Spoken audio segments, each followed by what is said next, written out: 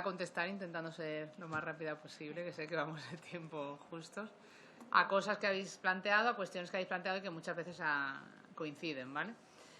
Habéis hablado varias de vosotras del tema del Plan Me Cuida y nosotras le hicimos llegar nuestra reflexión, nuestro análisis a la ministra de Trabajo, Yolanda Díaz, estuvimos reunidas con ella y le hicimos ver que nos parecía insuficiente e ineficiente. Que se quedaba, que realmente sí que es verdad, que había una reducción de jornada que incluso lo podías coger, era efectiva en unas 48 horas, que ha sido fundamental para muchas familias. Es decir, que haya funcionado y haya sido un plan que ha apoyado a muchas familias no quiere decir que haya sido suficiente. Porque al final esa reducción de jornada o esa excedencia que podías coger era una reducción hasta el 100% del total, llevaba, por supuesto, implícito una pérdida del 100% del salario, que muchas familias no se podían permitir. Y eso es una de las cosas que más nos ha llegado, que más consultas hemos tenido y que más difícil se hacía. Porque nos pedían constantemente a qué me puedo agarrar, qué puedo hacer, ¿no? Yo creo que la gran pregunta cuando llegó la pandemia de todos los países y las madres, ¿qué hago ahora? Yo que tengo que trabajar y yo que también, además del trabajo reproductivo que hago ya en casa y que habéis coincidido muchas en que tiene que tener un valor económico y social, cosa que me encanta que estemos unidas en eso porque es básico y es el eje transversal al que tenemos que trabajar y ver cómo hacer para que realmente se lleve a legislar y a medidas realmente efectivas. Pero realmente ha sido la gran duda y ha sido el gran problema que hemos tenido en un momento de crisis económica y social tan grande en el que han tenido que renunciar tantísimas mujeres, ¿no? Para nosotras, en ese momento en el que vimos que el Plan Me Cuida no era suficiente, hicimos ese manifiesto Esto no es conciliar, que como sabéis tuvo más de 300.000 firmas que le llevamos en persona al ministro Escrivá, a la ministra Díaz y también a la ministra de Igualdad. Y estuvimos viendo con ellos pues una cosa básica que también se ha hablado aquí, que eran esas bajas laborales para padres y madres por cuarentenas preventivas, ¿no? ¿Qué pasa cuando tu hijo o tu hija ha entrado en contacto estrecho con un positivo y tiene que estar mínimo ahora 10 días, antes eran 15? Y no solo eso, porque eso se lo trasladaba a la ministra de Sanidad, pero es que no nos quedamos ahí. El otro día, pues bueno, en el programa, en el directo, no pude tener más tiempo para explicarle que no solo es el momento de cuarentena preventiva, sino también el momento en el que hay síntomas compatibles con el COVID-19, en el que ya en su momento al ministro Salvadorilla le hice ver también que es que claro, se nos está pidiendo mucha responsabilidad a las familias para que cumplamos con las normas derivadas de una crisis económica y social que nadie ha querido, que creo que hemos cumplido en su mayoría de manera muy positiva a todas las familias y que tenemos esa cuota de responsabilidad, pero que nos encontramos con situaciones en las que de repente un constipado es una razón suficiente para quedarte en casa cuidando de tu hijo o tu hija, cosa que quieres, pero que no tienes con quién dejar a tu hijo o a tu hija y que al final lo que está derivando es a la realidad social que hay fuera, que esos niños y niñas se están quedando con los abuelos y las abuelas, grupos de riesgo a los que tenemos que cuidar y que decía una de las compañeras que tenemos que tener esos mayores como nuestra mayor reliquia ahora. Entonces, esas son las realidades que han pasado, ¿no? Entonces, cuando se dicen y se dan datos de que un 0,4% de las clases han sido confinadas, no, es que eso no es real. Es que a día de hoy muchas comunidades no se confinan las clases, solo mandan a casa al niño y a los 4 que se sientan alrededor. Eso no computa dentro de los datos que se están dando y no computa tampoco todos los síntomas compatibles con COVID-19. Con lo cual, cuando de repente la respuesta es esa, te genera mucha frustración. Pero bueno, sacamos ese manifiesto Esto no es conciliar con esas bajas laborales que, como decía, ojalá fueran, porque no son de actualidad ahora por la pandemia, seguirán siendo de actualidad cuando un hijo o una hija enferme, cuando tenga necesidades especiales y cuando tengamos que estar de su lado. Eso tiene que estar regulado de alguna manera, esos permisos. Por eso también pedíamos teletrabajo por imperativo legal. No porque creamos que el teletrabajo es la gran solución a la conciliación, como ahora veremos también, sino porque creemos que es una herramienta que, bien regulada, puede ser la solución o en ese día, en ese momento concreto, para tú poder ausentarte y seguir siendo productiva y cumplir con tus objetivos laborales. Porque evidentemente todas sabemos lo que es teletrabajar, todos sabemos la locura que ha sido que teletrabajar con niños y niñas no es teletrabajar y eso no es trabajar y eso ninguna de nosotras en nuestra salud mental queremos eso porque es muy difícil. Yo tengo 3 niñas, una de 9, otra de 5 y otra de 1 año. Ya sabemos seguramente con cuál se puede teletrabajar y con cuál no.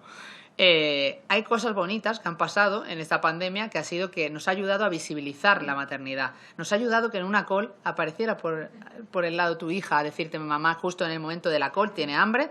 Mi hija mediana era a las 12 siempre tenía hambre, estuviera yo donde estuviera. Entonces ella ya aparecía y te lo decía. Eso sí, eso me parece positivo, porque nos habíamos acostumbrado a una sociedad en la que la maternidad y en la que los niños y las niñas no están visibles y parece que no existen. En los servicios públicos, en los servicios privados, es como, yo recuerdo, ¿no? Al principio del Club de Malas Madres fui a recoger un premio con mi hija mediana, pues en ese momento de recién nacida, y yo le daba el pecho y llamé más la atención yo en esa gala, que era totalmente neutra, quiero decir, allí no había fiesta desmadrada, era una entrega de premios, llamé más la atención con una niña en brazos dándole el pecho que otras personas. Eso no puede ser, ¿no? Yo creo que tenemos... Y tampoco soy de la opinión de que yo trabaje concentrada y bien con mi hija en brazos, porque no. Creo que hay que diferenciar y dividir, ¿no? Pero sí que tenemos que dar ese paso a visibilizar. Y en ese sentido el teletrabajo, pues lo habéis hablado y ha salido en la mesa, ¿no? Y me parecía que ese teletrabajo por imperativo legal tenía que haber estado en el plan Me Cuida.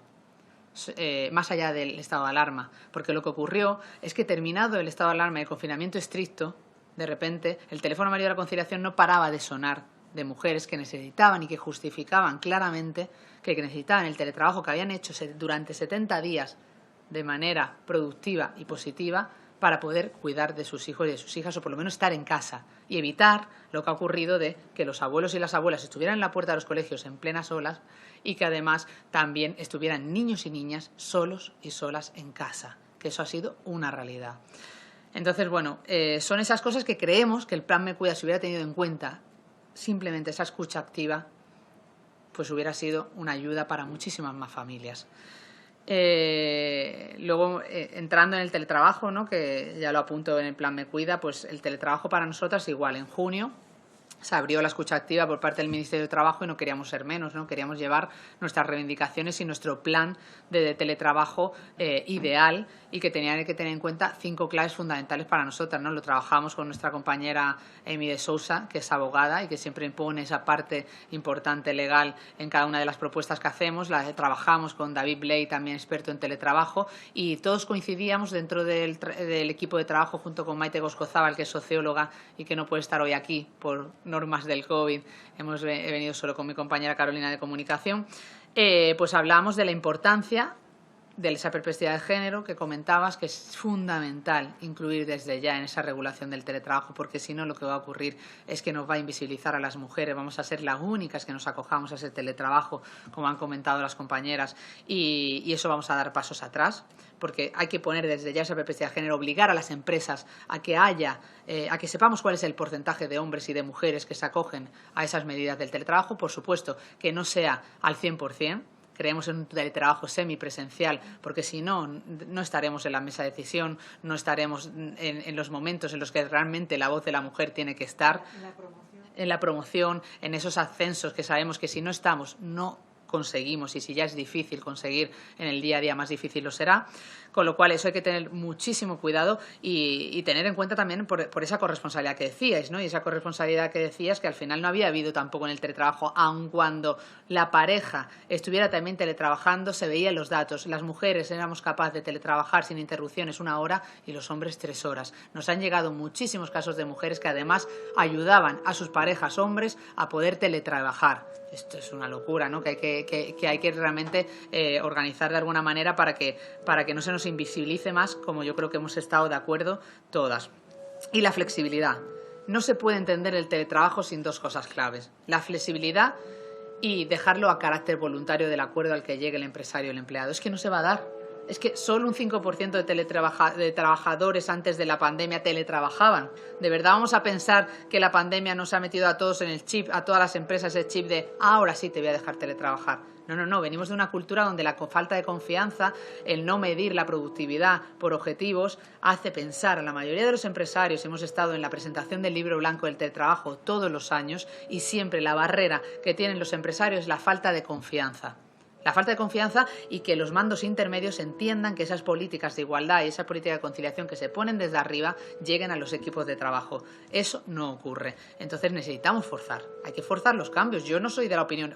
Es decir, yo quiero estar como todas vosotras por mi talento y porque realmente merezco estar ahí, porque somos la mitad de la población, por justicia social. Pero hasta que eso realmente no lo forcemos, no va a ocurrir. Y lo estamos viendo. Quiero decir, es que las generaciones venideras lo ven. Nosotras nos creímos la igualdad. De repente llegamos y no la teníamos, ¿no? Y eso conecta con lo que decías también de nuestras madres. Mi madre también renunció, mi madre tuvo que renunciar, pero mi madre ahora, con 65 años, cuando yo empecé, bueno, ya tenía 60, cuando yo empecé a dar voz a esta situación, mi madre reflexionó con esa edad y dijo, lo que más me duele, y aparte es que la recuerdo llorando en una conversación diciendo, lo que más me duele es que yo en ese momento ni siquiera fuera consciente de que había otra salida, ni siquiera fuera consciente de que me podía plantear una conciliación y otras alternativas. Yo quiero esas alternativas para todas las mujeres que no pueden elegir, porque es una realidad. A día de hoy ojalá todas pudieran elegir.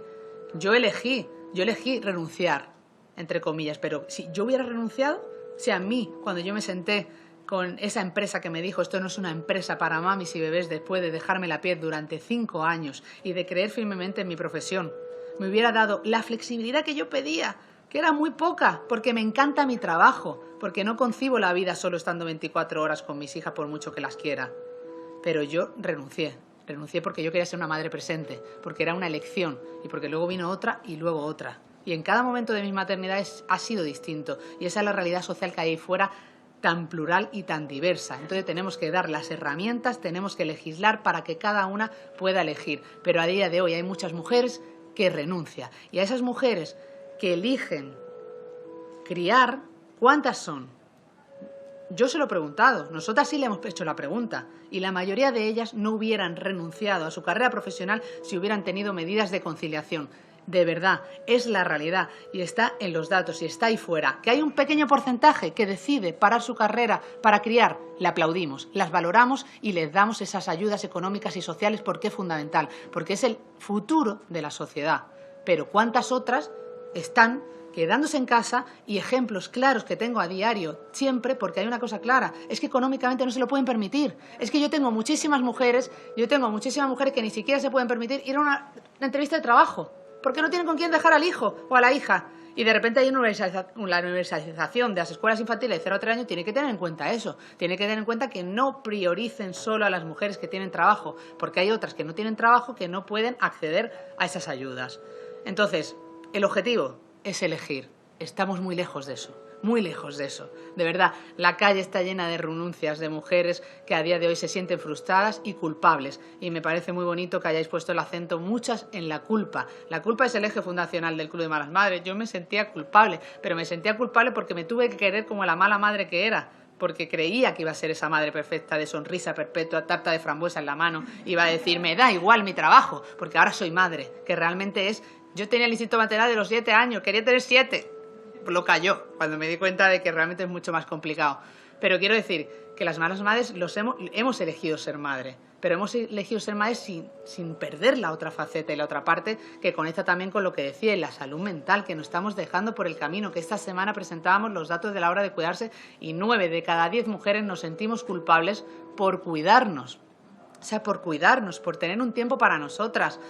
Entonces, bueno, yo de verdad que me voy contenta, me voy realizada, feliz, orgullosa, con los vellos de punta, y no me emociono porque yo me emociono siempre, porque creo realmente que hay más unidad en este tema de lo que nos diferencia, pero que tenemos que poner la clave, en esas políticas transversales y en entender que esto no es solo cosa de nosotras, sino que tenemos que realmente tirar de ellos para que hagan pareja corresponsable, porque si no, no vamos a poder avanzar. Y yo veo aquí un timbre que está sonando que está diciendo, Laura, mientras suena el timbre es como, Laura, cállate, Laura, ya cállate. Entonces de repente voy a mirar solo si tengo algo importante. Un segundo. Valorar socialmente, lo habéis dicho todas, me parece súper importante que el ámbito privado entre en el ámbito público, es fundamental. No, ¿no? Me ha gustado mucho también la importancia de valorar económicamente y transformar el incremento del PIB, todo lo que hacemos en casa. ¿Qué pasaría, no? ¿Qué pasaría si pusiéramos en datos eso? Nos sorprendería demasiado a todas, ¿no? El plan corresponsable. Bueno, ha hablado Sofía del plan corresponsable. Para mí, Sé que es una semilla, sé que es un paso más, pues bueno, yo creo que todas las políticas hay que aplaudirlas y hay que decir que van sumando pasos, pero tenemos que ser más ambiciosas.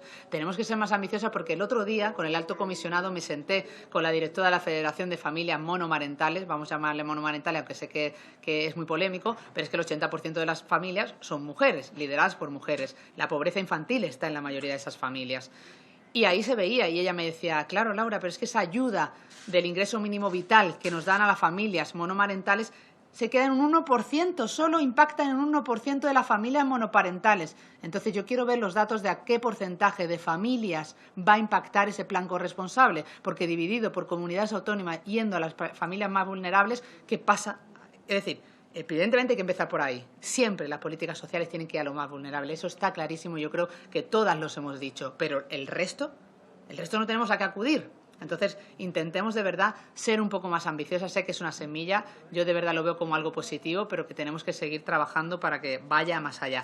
Y luego habéis hablado también mucha de la racionalización de los horarios, ¿no? Habéis comentado el tema de racionalización de los horarios, que me parece muy importante y yo creo que ahí tenemos que tener cuidado. Es peligroso decir que salir a las 6 de la tarde es suficiente, porque el horario, salir a las 6 de la tarde sigue siendo tarde para muchas madres y para muchas familias, y lo sabemos todas las que somos madres, y llegamos tarde a esa hora a recoger a los hijos y a las hijas del colegio. Yo creo que hay que darle la vuelta, es decir, los horarios laborales se tienen que adaptar a los horarios escolares. Es fundamental, y eso solo se puede con políticas de corresponsabilidad desde las empresas que implanten en la flexibilidad y en entender el trabajo por objetivos, porque no somos menos profesionales por levantarnos a las 5 de la silla, porque yo tuve que ver las miradas y los juicios por trabajar de 8:30 a 5:30 comiéndome un sándwich delante del ordenador y siguiendo trabajando, porque también creo que es fundamental entender que cuando tu trabajo te importa, cuando tú realmente eres una madre profesional, tú organizas tu tiempo. Y creo que ahí tenemos que dar un paso más allá a decir, es que el trabajo impacta en tu vida y la vida impacta en tu trabajo. Entonces, si damos ese paso a ser responsables en el hogar, en la empresa, y en la empresa, en el hogar, entenderemos que le podremos decir a ese empresario o empresaria que piensa que vamos a ser menos por ser madres, que realmente no. Que realmente ya nos organizaremos nosotras para cumplir con esos objetivos, siempre que sean racionales, cumplir con esos objetivos dentro de nuestra nueva manera de vivir y de vida donde están los hijos y las hijas. Eso me parece que es fundamental. Y bueno, nada, ya como la presidenta estoy viendo que ya me está poniendo ojos de termina, que nada, que ojalá el día de mañana mis hijas puedan elegir y no tengan que renunciar como renunció su madre. Ojalá que todo lo que estamos haciendo y muchas veces cuando nos sentimos esas madres desaparecidas, sí que creo que nos tenemos que quitar esa culpa, tenemos que hacer ver a nuestros hijos y a nuestras hijas, por eso la educación en corresponsabilidad es tan importante, que yo hoy estoy aquí y ellas están con su padre 2 días y no pasa nada porque realmente es posible y realmente ellos también tienen que estar dentro ahí y yo no me tengo que sentir culpable. Así que nada, muchas gracias de verdad y para lo que necesitéis aquí estamos para trabajar y poner más pasos en el camino. Gracias. Pues muchas gracias, Laura.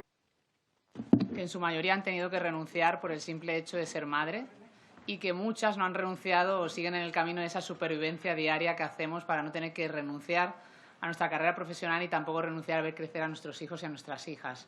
Un día como hoy, que para nosotras es súper importante porque es el Día Nacional de la Conciliación, aunque os diré que tenemos otro día de la conciliación. Antes de que en 2018 se aprobara que era el Día de la Conciliación, teníamos ya el 13 de febrero de 2015, cuando comienza realmente nuestra lucha por reivindicar una conciliación real entre la vida familiar, laboral y personal.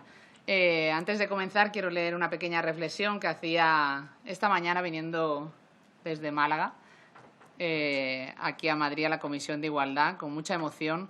Escribía lo siguiente: 23 de marzo, Día de la Conciliación desde 2018. Para mí siempre será el 13 de febrero el Día de la Conciliación, porque aquel día de 2015 decidimos alzar la voz en un momento en el que no se hablaba de esto, en un momento donde miles de mujeres renunciábamos sin ni siquiera darnos cuenta, muchas veces empujadas por motivos profesionales y otras por motivos personales, pero siempre porque era y sigue siendo imposible ser madre y profesional en este país, sin perder nuestro espacio y tiempo personales. Renuncias que nos vendían como elecciones libres, renuncias invisibles a una sociedad que entiende que cuando eres madre ya no eres la misma profesional. Renuncias llenas de culpa, de frustración por no haber conseguido ser esa superwoman que teníamos que ser. Renuncias que te daban un respiro para parar, recolocarte y repensar el camino en el mejor de los casos. Renuncias que te alejan para siempre de un mercado laboral presencialista donde la mujer madre es el rival más débil, un problema para la empresa y un estorbo social. Ojalá el día en el que la maternidad no penalice, ojalá el día en el que la maternidad se valore social y económicamente, ojalá el día en el que las mujeres no tengamos que renunciar y podamos elegir. Hoy cobra más sentido que nunca mi propia renuncia y todas las renuncias que me acompañan con nombre de mujer, porque hoy estoy en esta Comisión de Igualdad defendiendo nuestros derechos, haciendo entender que en este Congreso que es posible, que hay caminos que trabajar y soluciones que apoyar, que la conciliación no es una utopía, que la conciliación es un derecho de todas y de todos para simplemente apostar por una sociedad sostenible y con futuro. Porque no vamos a renunciar ni a ver crecer a nuestros hijos ni a nuestra carrera profesional. Y con esto quiero dar paso primero a ese vídeo con el que comenzamos nuestra lucha social por la conciliación allá por 2015.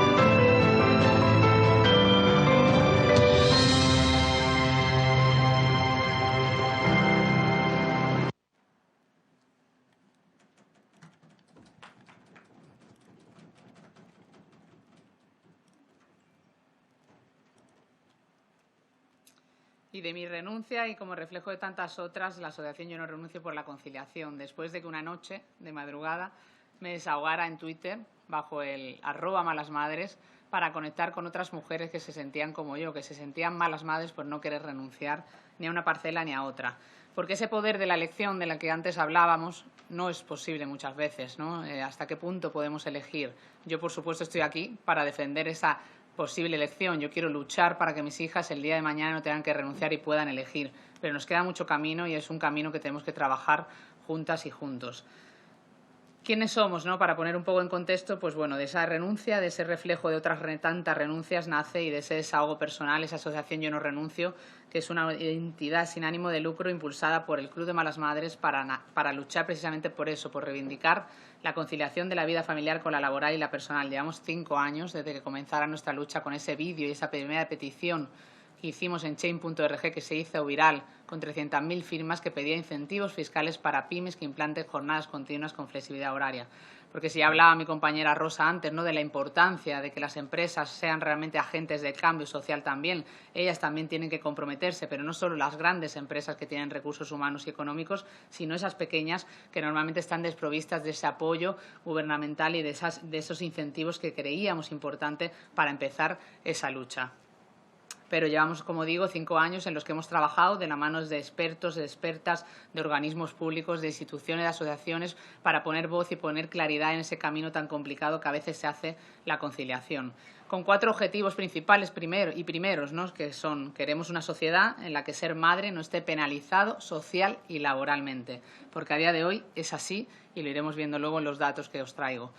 porque queremos una sociedad donde el cuidado de los hijos y de las hijas se entienda como una responsabilidad social, no únicamente de las mujeres. Creo que ha llegado el momento de verdad de comprometernos para que las mujeres no seamos las que llevamos esa mochila y esa constante responsabilidad única en el tema de la corresponsabilidad y de la conciliación. Hace tiempo en un debate me decía una compañera, tenemos que dar ese paso hacia adelante de que la conciliación no sea solo de las mujeres. Hombre, por supuesto, eso queremos, que también los hombres se sientan llamados, como antes compartía nuestro compañero, ¿no? Pero realmente somos nosotras las que tenemos que liderar esta revolución, la que tenemos que liderar esta lucha, la que tenemos que realmente estar unidas, porque sin nosotras, que somos las primeras que sufrimos las consecuencias derivadas de la falta de corresponsabilidad y conciliación, pues no daremos paso hacia adelante. Queremos que las empresas, como decía, apuesten por medidas de conciliación y corresponsabilidad que permitan compartir las responsabilidades del cuidado y tener tiempo para desarrollarnos como personas en otros ámbitos, no únicamente en el laboral. ¿Qué pasaría si no viviéramos atrapadas? Antes lo comentaba también una compañera, ¿no? En esa trampa de la conciliación, en esas medidas que nos atrapan porque no nos dan otra opción que una reducción de jornada y una excedencia. No podemos quedarnos ahí. Eso es una renuncia. Nosotros la catalogamos como una renuncia. Porque yo no tendría que haber renunciado y tantas mujeres no tendrían que haber renunciado si realmente hubiera una palabra clave desde las empresas que es flexibilidad. Horarios racionales, entender que la vida va más allá de ese tiempo presencialista, de calentar el asiento y de parecer que tu productividad depende de las horas que estás sentada en una silla, cuando realmente llega la maternidad y somos realmente ejemplo de cómo multiplicamos la productividad, somos rentables y los datos están, ¿no? Entonces, intentemos que ese no sea un límite, que cuando llega la maternidad no nos pongan esa M de madre que nos aparta del mercado laboral y nos hace sentir, como decía al inicio, el rival más débil. Y cuarto, queremos que exista un pacto social y político que promueva un marco normativo que permita a las mujeres asumir la maternidad sin un coste personal ni económico a cambio y que permita a los hombres cumplir con su derecho de cuidar. Esta es realmente lo que me hace realmente hoy para mí que sea muy emocionante estar aquí con todas vosotras, porque en un día tan importante como hoy poder realmente traer ese objetivo último que es para nosotras un pacto de Estado por la conciliación, pues es realmente nuestro propósito desde el inicio. Como os digo, pues bueno, somos una comunidad enorme, una comunidad emocional, donde a diario recibimos infinitos mensajes. Hoy venía y compartía pues mis reflexiones, ¿no?, de un día tan importante como hoy y me llenaban las redes sociales de mensajes de mujeres que han tenido que renunciar, de mujeres que han renunciado abandonando su empleo, o otras que han renunciado a tener más hijos, o otras que directamente renuncian a ser madres porque no hay medidas de conciliación en este país realmente efectivas. Mujeres a las que han discriminado laboralmente al convertirse en madres, es real, hay un moving maternal y eso es quien diga que no, pues a lo mejor no está con los ojos suficientemente abiertos a la realidad social. Mujeres que se sienten solas en la crianza y educación de sus hijos y de sus hijas, y ahora veremos datos de esto, y mujeres que no tienen otra opción que contar con los abuelos y las abuelas para poder asegurar el cuidado de los y las menores. En España la conciliación son los abuelos y las abuelas, y eso lo estamos sufriendo en esta pandemia, en el que son grupos de riesgo y nos hemos quedado desprovistas de ese apoyo fundamental a la hora de conciliar. Y a partir de esa escucha, ¿qué hacemos? Pues a partir de esa escucha no nos quedamos ahí. Nosotros trabajamos en hipótesis que nos dicen cómo está la realidad social, y a partir de esas hipótesis, estudios con una respuesta increíble, ¿no? Nuestro último estudio de las invisibles tuvo 100.000 respuestas. 100.000 respuestas te hace una radiografía real de la maternidad en España y te demuestra lo que estamos diciendo y lo que muchas veces vemos como hipótesis. Y a partir de ahí, pues también analizar, ¿no?, alzar la voz, por supuesto, de todas esas mujeres que no tienen esa voz y que están hoy aquí conmigo, y luego analizar las necesidades que las empresas y los sindicatos y las instituciones deben tener para promover una sociedad más justa y más sostenible, que es realmente de lo que habla la conciliación y la corresponsabilidad. Hay 3 objetivos principales, ¿no?, bajo un paraguas común, que es el último, y sería, pues, por un lado, pues ser esa voz, ese altavoz de las mujeres, sobre todo, que tienen dificultades para poder conciliar. Fomentar la concienciación social y el cambio de valores, visibilizando la falta de conciliación existente, sobre todo cuando llega la maternidad, a través de tantas campañas de sensibilización que hemos hecho, tantos proyectos, tantos encuentros que ahora no podemos continuar, pero que sigue estando ahí, que ahora no nos hemos acostumbrado a esa manera virtual de hacerlo, ¿no? Y que entra dentro de lo que se llama educación. Es que tenemos que educar a la sociedad en qué es conciliación. Yo creo que un día como hoy, el Día de la Conciliación, hay que hablar de qué es la conciliación, porque hay muchos mitos en torno a la conciliación y muchas veces desde los de los partidos políticos y de las instituciones, ¿no? Lo ven como una madeja que se lía y que realmente no es tan difícil, o lo ven como una utopía. Eso tenemos que enseñar que sí que hay caminos en los que podemos trabajar. Y, por supuesto, pasar a la acción, ¿no? Yo creo que es importante no quedarnos solo en el hecho de dar voz, de analizar, de educar y de concienciar y visibilizar la necesidad de un cambio social, sino también pasar a la acción y tomar medidas y presentar medidas, ¿no? Y propuestas que desde la calle, desde la voz de la sociedad civil que represento hoy aquí, pues muchas veces tenemos claro, porque es curioso, ¿no? En algunos debates, en algunas charlas en las que me he visto, parecía que faltaban ideas, ¿no? Y digo, yo le dejaría mi móvil y un rato para que tuvieran ideas suficientes, porque es solo escuchar en el último post, leer o escuchar las verdades que dicen tantísimas mujeres madres que lo tienen tan claro y que a veces parece que no llega, ¿no? Y bueno, y todo bajo ese paraguas que para nosotros es fundamental, ¿no? Porque antes de entrar aquí me lo preguntaban, ¿no? En Televisión Española y me decían cuál es el camino hacia la conciliación. Y digo, ojalá tuviéramos la fórmula mágica, ¿no? De hacemos esto y ya de repente todas las mujeres de España concilian. Pero se trata de un camino y se trata de hacer políticas transversales que impacten en todos los sectores. De nada nos vale tener unos permisos igualitarios intransferibles si eso no va acompañado de medidas desde las empresas, si eso no va acompañado de redes formales del cuidado. Quiero decir, tenemos que hacer esa globalidad y esas políticas transversales para que cuando me llega una medida o cuando damos un paso nos dé la sensación de que es insuficiente. Evidentemente, siempre pongo el punto positivo, ¿no? Y creo que cada paso hace ese camino, pero tenemos que intentar trabajar en un plan nacional de conciliación que realmente lo ponga en el centro y que diga, oye, vamos a comprometernos todas unidas en ese objetivo principal que os comentaba, ¿no? Y antes de ir a las recomendaciones o maneras que creemos nosotras que son fundamentales a tener en cuenta en un día como hoy y que me hace especial ilusión que podáis recoger toda esa visión que tenemos después de estos 5 años, pues daros unos datos, ¿no? Daros los datos principales que para nosotras hemos ido trabajando durante estos 5 años en 4 estudios o 5 estudios, yo ya he perdido la cuenta, seguro que mi compañera Carolina que está ahí detrás lo tiene más claro, porque evidentemente este año ha sido clave, este año ha sido un año clave en el que teníamos unos problemas y estábamos buscando unas soluciones y de repente hemos tenido que cambiar esas soluciones porque había una emergencia sanitaria, económica y social como ha sido la pandemia, ¿no? Pero comenzar con el último que hacíamos antes de la pandemia, en febrero de 2020 lanzamos ese estudio Las Invisibles con un objetivo claro que era poner sobre la mesa, medir el grado de invisibilidad de las mujeres madres en el ámbito social, en el ámbito laboral y en el ámbito familiar. Ahí vimos claramente que sigue penalizándose a la mujer madre en el mercado laboral. El 75% de las mujeres afirma que su trayectoria laboral se ha visto afectada al convertirse en madre y 1 de cada 3 ha sufrido algún tipo de discriminación laboral derivada de su maternidad, que le cambien de funciones, le releguen de puesto o le inviten a irse. Es una realidad a día de hoy. Yo cuando alguien pone en duda esto, que me pasa en debates, digo, atiende el teléfono amarillo de la conciliación, que es el primer servicio legal gratuito que hemos lanzado nosotras con nuestros propios recursos, nuestro tiempo, con colaboradores, que hemos atendido en 2 años a 6.500 mujeres. 6.500 mujeres te están contando al otro lado las situaciones que viven, el miedo que tienen a decir que están embarazadas en sus empresas. Por eso a la COE también le insto a entender que tenemos que hacer esas medidas, tenemos que tomar medidas para que realmente, esa elección llegue algún día, cuando realmente estemos todos en el mismo camino. Pero antes de Las Invisibles, que lanzábamos en febrero de 2020, que íbamos a imaginar que un mes después pasaría lo que pasó, en 2017 lanzamos un estudio, Somos Equipo, que venía a medir la corresponsabilidad en España y que venía a decirnos que la corresponsabilidad está lejos de ser una realidad.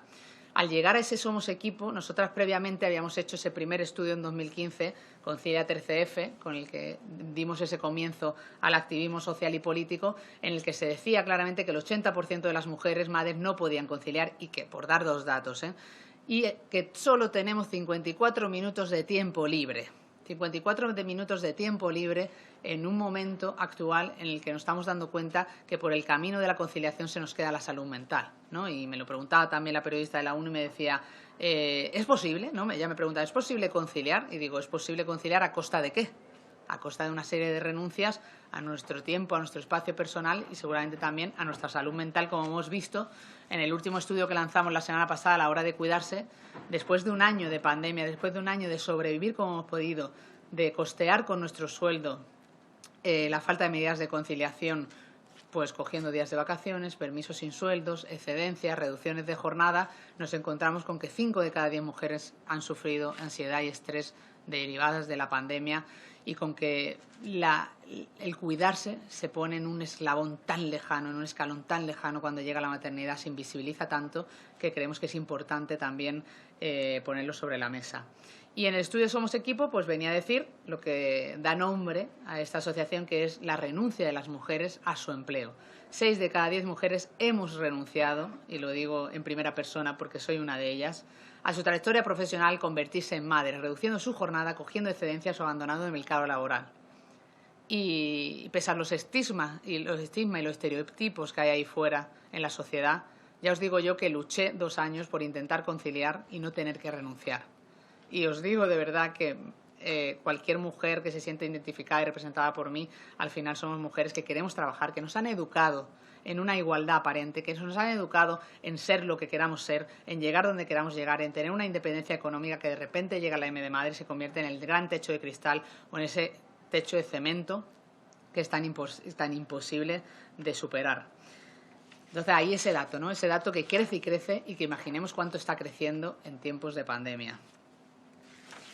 La renuncia de las mujeres madres a tener más hijos, ¿no? Esto es otra de las cosas que analizábamos en Estudios Invisibles, porque hay una realidad social también, como un mito. A nosotras desde la Asociación Yo no renuncio nos gusta romper con los mitos, desmitificar lo que realmente se sobreentiende o se da por hecho de la realidad de las mujeres, que me hace mucha gracia, ¿no? Muchas veces.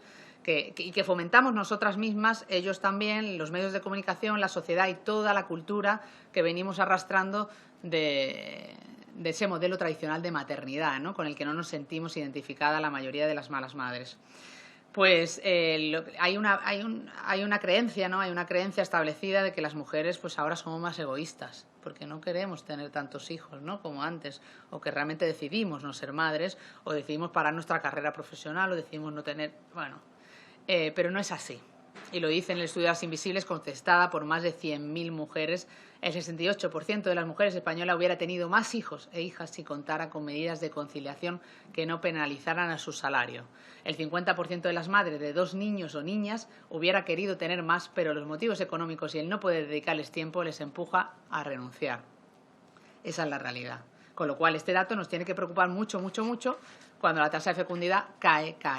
Y cuando cada X tiempo tenemos esa gran noticia, y la acabamos de tener hace unas semanas, que por pandemia pues también sigue cayendo. Pues evidentemente que caiga. Si no lo frenamos, no tendremos futuro y no tenemos una sociedad sostenible. No hay reemplazo poblacional, que os voy a contar que no sepáis. Y evidentemente, pues bueno, hay en la corresponsabilidad, ¿no? Que mucha gente es como que ya piensa que la conciliación, el término no le gusta, está denostado, hablemos de corresponsabilidad, y digo, no le quitemos la importancia a la conciliación. Quiero decir, la conciliación es muy importante, trabajemos porque sea posible y sepamos evidentemente que sin corresponsabilidad no hay conciliación. Y la corresponsabilidad no es solo en el hogar, la corresponsabilidad es social, ¿no? Y el apoyo a los cuidados, porque esto viene a esto que decía al inicio, de 7 de cada 10 mujeres se sienten solas ante la crianza y educación de sus hijos y de sus hijas. Las razones principales para sentirse sola tienen que ver con el hecho de que socialmente no se entiende la crianza y educación como un trabajo compartido entre toda la sociedad, por la falta de apoyo. Y esto hay que bajarlo a tierra, esto hay que bajarlo a las realidades del día a día que vivimos cada día las mujeres madres. Hoy, sin más, me han mandado un mensaje una mujer madre que en ese momento de llamada, pesadilla, que esperamos todas las madres ahora con esas cuarentenas preventivas, pues no sabe con quién dejar a su hijo o a su hija, y tiene esa respuesta de su jefe, en este caso era un hombre, que le dice que bueno, vamos a tener que plantearnos que tu abuela o una cuidadora cuide de tu hijo o de tu hija en un trabajo que se puede teletrabajar, que no es presencial, porque si no ya estaríamos hablando de otra cosa. Esta es una anécdota de ahora mismo, de un mensaje que me llegaba hace un rato. Hay que bajar a tierra estas cosas, no sigue pasando. Cuando un hijo o una hija enferma no hay nada a lo que agarrarse, y en tiempos de pandemia se ha puesto de manifiesto. Y no ya cuando, por ejemplo, pues bueno, en las Invisibles precisamente también nos gustaba analizar, porque claro, al final los permisos igualitarios intransferibles son muy importantes y son básicos para que desde el primer momento el hombre se corresponsabilice en el cuidado. Pero ¿qué pasa luego? El primer año es muy importante, pero es que luego también seguimos criando y seguimos educando. Y ahí el hombre desaparece totalmente. Solo el 8% de los hombres interrumpe su jornada laboral para poder cuidar cuando su hijo o su hija enferma. Esos son datos de las invisibles 100.000 encuestas contestadas antes de la pandemia. Es ese dato al que tenemos que ir también, ¿no? Y, por supuesto, lo que venimos diciendo, esa conciliación, esa corresponsabilidad no llegará nunca si el hombre no se implica realmente en la conciliación y en la corresponsabilidad, si en los hogares no rompemos esa dinámica de esos roles tradicionales que se destapan cuando llega la maternidad y la paternidad. Independientemente de quien aporta más ingresos al hogar, esto es muy importante, esto lo analizamos en el estudio Somos Equipo, no dependía de quién llevara más dinero al hogar. La corresponsabilidad no existía incluso en las situaciones en las que era la mujer la que más aportaba económicamente en el hogar. El 45% de las mujeres son las responsables principales de las tareas domésticas y de cuidado frente al 9% de sus parejas, aunque aporten los mismos ingresos al hogar. Las mujeres, lo contaba una compañera antes, las mujeres hemos salido al mercado laboral con los mismos derechos y oportunidades o creyendo en ello, pero el hombre no ha entrado de igual modo en el hogar. Y hasta que eso no se produzca, no podemos avanzar, porque se genera una desvinculación entre lo que tú quieres, lo que tú vives y lo que la sociedad te está planteando. Y eso es así y nos llega a diario. Nosotras hacemos charlas, damos talleres de corresponsabilidad en asociaciones, en empresas. Nos llegan muchas empresas, no solo pequeñas, sino grandes empresas que tienen una barrera y tienen una barrera dentro de la propia empresa de queremos aumentar el número de mujeres directivas, pero no lo conseguimos. No lo conseguimos porque realmente cuando le ofrecemos este puesto nos dicen que no. ¿Y por qué decimos que no las mujeres? ¿Por qué no queremos crecer profesionalmente? ¿Porque nos falta autoestima? ¿Porque realmente no creemos en nuestro talento? ¿O porque realmente la sociedad y los hombres no están acompañando de igual modo en la corresponsabilidad? Necesitamos más hombres referentes, más hombres unicornios, como lo llaman ahora en los medios de comunicación, ¿no? Que paren incluso sus carreras y que sean los que se cogen la reducción de jornada y las excedencias. El 95%, como sabéis, tienen rostro de mujer. Y hasta que no rompamos esa inercia será difícil de avanzar. Y, por supuesto, pues bueno, de repente pues llega la pandemia, ¿no? Hasta el punto 5, en estos datos generales que os traigo, pues llega la pandemia y la pandemia pone de manifiesto que la conciliación está lejos de ser una realidad, que los dos pilares en los que nos apoyábamos, las mujeres madres, los abuelos, las abuelas, los colegios y las escuelas infantiles quedan fuera de juego.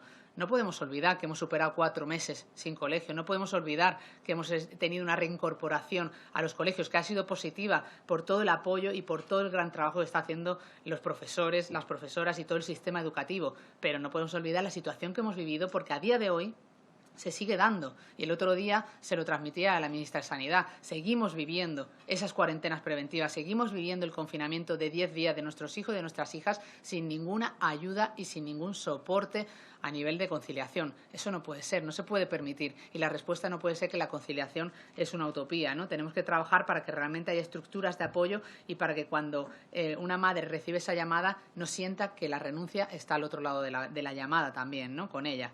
Entonces, pues bueno, a nosotras nos parecía importante. Hace unas semanas justo presentamos la campaña Yo no renuncio, al mismo tiempo que lanzábamos y presentábamos la plataforma yonorenuncio.com, que para nosotros es muy importante porque es una manera de dar un paso en la asociación y de que el activismo social también pueda venir de todas esas madres que se están haciendo socias. Y poníamos los datos sobre la mesa y decíamos, 1 de cada 4 mujeres ha renunciado a toda parte de su trabajo para poder cuidar en tiempos de pandemia, en este último año. Y eso ha pasado, y esa renuncia viene dada porque la única manera de poder conciliar y cuidar a tus hijos ha sido cogerte días de vacaciones, permisos sin sueldo o una excedencia. Una excedencia y una reducción de jornada que miremos el país en el que vivimos. No se pueden permitir la mayoría de las familias. Es decir, cuando estamos planteando eso, ¿de qué estamos hablando realmente? ¿Dónde nos queda? ¿Qué soluciones nos quedan para poder sacar adelante nuestro trabajo y no tener que renunciar? De verdad, veamos, escuchemos la realidad que hay ahí fuera porque realmente está siendo muy dura y no es de ahora se ha acrecentado, sino es desde hace muchos años. Entonces, bueno, pues hoy me gustaría llevar de manera un poco general, porque no tengo mucho tiempo y tampoco quiero alargarme, pero que me gustaría que esto fuera el inicio de poder trabajar de vuestra mano y de poder tener ese objetivo final que para nosotras que haya unas medidas mínimas transversales que puedan ayudar y que yo me vaya hoy con la ilusión de decirle a todas esas mujeres que están ahí esperando que les cuente cómo ha ido hoy, que es posible, que la conciliación es posible. Y es posible si trabajamos en propuestas que tengan en cuenta 3 ejes transversales. La sensibilización a la ciudadanía y a las organizaciones es fundamental saber de qué estamos hablando y la mayoría está muy perdida.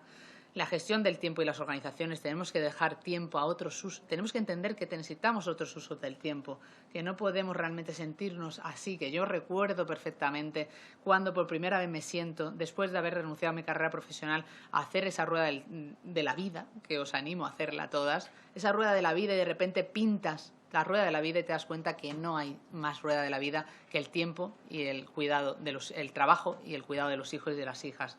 Tenemos que luchar porque eso cambie. Y la protección del cuidado me parece fundamental, ¿no? Es decir, yo decía antes, ojalá llegue el día de la conciliación en el que digamos, ahora sí, ahora se valora social y económicamente la maternidad y los cuidados. Y en 3 ámbitos de actuación que sabéis y que no son más que los que habéis visto hoy, que habéis estado trabajando hoy aquí, lo laboral, lo familiar y lo social. En lo laboral, para nosotras es fundamental repensar las medidas de conciliación que se ponen en marcha en las organizaciones con perspectiva de género, abandonando la neutralidad que las caracteriza actualmente, ¿no? Es lo que hablamos de estamos atrapadas en esas medidas de conciliación que no tienen la perspectiva de género.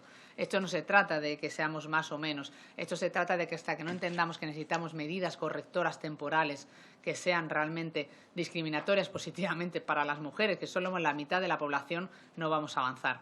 Entender, y no solo en la reducción de jornada o en la excedencia, sino también en la regulación que se ha hecho del teletrabajo. Necesitamos que esa regulación del teletrabajo tenga esa perspectiva de género, porque si no puede ocurrir que las mujeres madres nos veamos más invisibilizadas todavía en el hogar ante una normativa que para mí todavía es insuficiente. Entender las medidas como una política de bienestar para todas y para todos, no únicamente para aquellas personas que tienen responsabilidades de cuidado.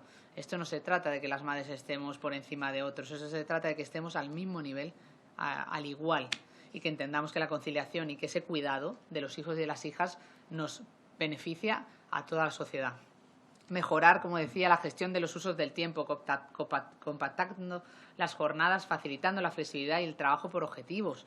¿Qué pasaría si eso fuera realidad? Pues que las madres no nos quedaríamos a un lado, no tendríamos que renunciar. Apostar por los planes ambiciosos que pongan los cuidados en el centro de las empresas y permitan desarrollar la vida personal y familiar, lo que hablábamos antes. Plantear planes de reincorporación laboral tras la maternidad y paternidad que proteja a las mujeres. No os imagináis lo que me piden esto las madres. No os imagináis lo que me piden muchas que han tenido que renunciar y que les es imposible volver a la rueda laboral. O muchas que han tenido que parar su carrera y luego no tienen esa protección que tienen que tener desde las empresas. Premiar a aquellas empresas que apuesten por políticas de conciliación y planes de igualdad, con incentivos fiscales, por ejemplo, ¿no? Esto es la primera petición que os decía, incentivos fiscales para pymes que implanten jornadas continuas con flexibilidad horaria, que se aprobó como propuesta no de ley en la Asamblea de Madrid y en Valencia también estuvo en presupuestos en su momento, pero que creo que es algo que tiene que estar a nivel nacional, porque realmente yo soy de la opinión que tenemos que poner sobre la mesa los ejemplos positivos, ¿no? Y que en tiempos de pandemia muchas pequeñas empresas han demostrado que es posible y que han activado medidas de conciliación que están funcionando. Controlar y revisar públicamente el cumplimiento de estas medidas para que no se produzcan abusos. Eso es fundamental, ¿no? De nada nos sirve poner esas medidas o esos planes de igualdad para empresas con 50 empleados o todas las iniciativas que se hacen y que luego eso no se revise, porque realmente ocurren abusos y eso se está dando en el día a día. Y se sabe, ¿no? Y nosotras trabajamos de la mano con la Fundación Mar Familia, que tiene ese certificado FR de empresa familiarmente responsable, y se pasa por auditorías y realmente preguntan los empleados y no se queda solo en el te damos el sello y ya. En el ámbito familiar, sensibilizar y concienciar a la sociedad en la igualdad de derechos, obligaciones y oportunidades. Pues fundamental que esto esté en la educación de los colegios desde ya. Toda la parte de igualdad, de conciliación, de corresponsabilidad, de feminismo, es fundamental. Concebir el cuidado como una responsabilidad social para que la familia, concretamente la mujer, comparta el trabajo con otros agentes sociales. Valorar social y económicamente el trabajo del cuidado. No podemos vivir en una sociedad en la que solo ve productivo aquello que realmente es en una empresa. Educar en valores de corresponsabilidad en las escuelas y hacer equipo educativo con las familias. Trabajar en medidas que promuevan la implicación del hombre en la corresponsabilidad, desde la base del cuidado de los hijos y de las hijas hasta las tareas doméstico-familiares, ¿no? Aquí sabemos lo importante que son los permisos y lo importante que ha sido esa intransferibilidad, pero sigue siendo insuficiente. Tenemos que seguir siendo más ambiciosas y pensando que podemos dar un paso más allá. Trabajar en el cambio de roles tradicionales de género, ayudar a las mujeres a delegar y a compartir la carga mental, que es una de las barreras que al final llevan a la renuncia. Y eso es así y se veía en nuestro estudio Somos Equipo. Todas las tareas invisibles que cargamos y de las que creo que antes habéis comentado que son fundamentales. No se trata solo de ir a hacer a la compra. Se trata de hacer la lista de la compra, se trata de estar en todo el proceso y en todas las funciones. No se trata solo de esa ayuda, entre comillas, que a veces hacen, sino en realmente responsabilizarse. Y queremos hombres comprometidos por responsabilidad, no por obligación. Queremos realmente que se dé ese paso, ¿no? Y que se entienda que necesitamos las leyes, necesitamos legislar, pero que luego también ellos den un paso al frente. Y en lo social, pues bueno, en lo social yo me siento súper orgullosa de estar hoy aquí. Creo que es una de esas medidas. Mira, la primera que pongo, escucha activa de las instituciones, el Gobierno, de las organizaciones que trabajamos por y para la conciliación. Es fundamental, ¿no? Y en un día como hoy, esa escucha activa y poder estar aquí, ya hemos conseguido ese gran paso. Poner en marcha estructuras de cuidado que corresponsalicen a la sociedad del trabajo reproductivo. Plantear medidas de gestión del tiempo para descentralizar el tiempo de trabajo productivo. Auditar la brecha salarial, hemos estado hablando de ello, las discriminaciones que se producen en el mercado de trabajo. Es increíble, ¿no?, que siga pasando y que sigamos compartiendo estos temas y me sigan diciendo que eso no existe, que dónde, ¿no? Pese a que tenemos los datos. Trabajaron por un plan de familias desde las instituciones que pueda poner en marcha redes de apoyo formales que faciliten la conciliación. Esto lo hablábamos, esos servicios, pero servicios que tenemos que igualmente ser más ambiciosas. Tenemos que buscar presupuestos que realmente permitan no solo a las familias más vulnerables, que tienen que ser las primeras, las familias monoparentales tienen que ser las primeras, las familias que han vivido situaciones de violencia de género también, pero también está el resto de familias. Quiero decir, a día de hoy yo fui una de las que renuncié y no hubiera entrado en ese porcentaje de familias más vulnerables. Tenemos que buscar cambios realmente que impacten y que cambien el modelo social. Impulsar campañas de sensibilización de las instituciones para que la corresponsabilidad esté en el debate social y político. Y lo digo de verdad porque sigue siendo... Es que no hay conocimiento. Quiero decir, nosotras somos una comunidad emocional 3.0, que estamos en lo digital, que partimos de una base, de una muestra que realmente se supone que están en estos temas, pero cuando sales a la calle, y incluso ahí encontramos muchas barreras y poco entendimiento a ciertos conceptos que manejamos, y solo lo vimos en nuestro lanzamiento de la encuesta Somos Equipo. Solo Somos Equipo nos escribían diciendo que solo el hacer la encuesta, solo el contestar qué tareas visibles y qué tareas invisibles estaban haciendo desde el hogar cuando había una pareja heterosexual, quién lo estaba haciendo, les había hecho concienciarse y les había hecho dar un cambio. Eso tenemos que trabajarlo desde las instituciones, ¿no?